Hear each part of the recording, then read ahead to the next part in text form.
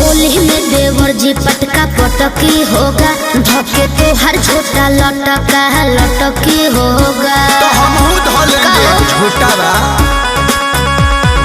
होली में देवर जी पटका पटकी होगा, धके तो हर छोटा लटका लटकी होगा। तो हम भी छाता छोड़ाइए देंगे। छोरिया ना है जितना छोरिया लीजिए, छोरिया लीजिए, छोरिया लीजिए। भाभी जी साड़ी सरिया लीजिए। क्या? भाभी जी साड़ी सरिया लीजिए। हाँ तो आइए। फगुआ में आइए फरिया लीजिए। ठीक है। भाभी जी साड़ी सरिया लीजिए। फगुआ में आइए फरिया लीजिए। तो आइए।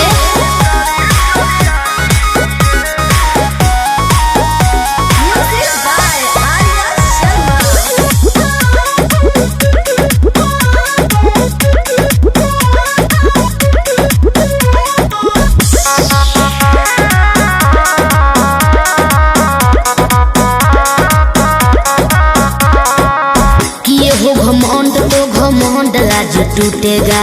अच्छा तुम्हारा पिचकारी का पसेना बाबू छूटेगा। अरे करुआ तेल में नहवा के लाए हैं। ना भगलो।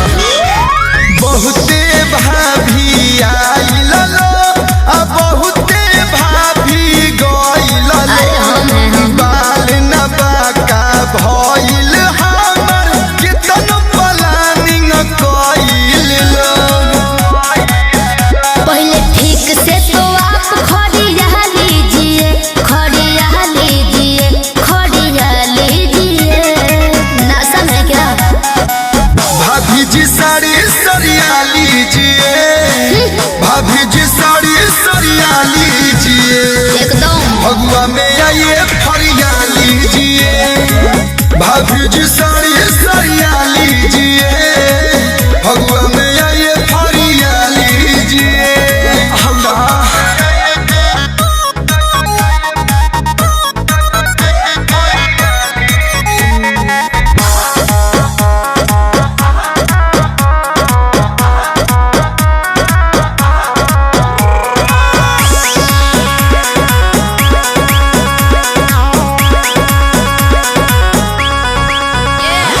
श्याम देहाती देवर आज सीधे जंग होगा।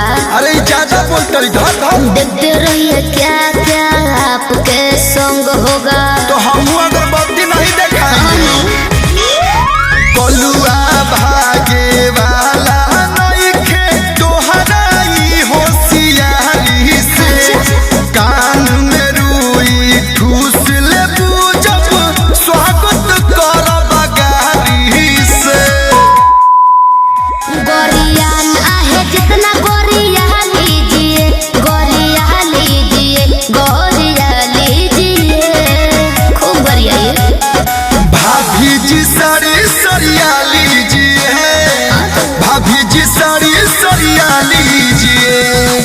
फगुआ में आइए फरिया लीजिए। भाभी जी साड़ी सरिया लीजिए। फगुआ में आइए फरिया लीजिए। होली आया भाऊजी, प्यार से रंग लगवाइए और प्यार से रंग लगाइए। हैप्पी होली।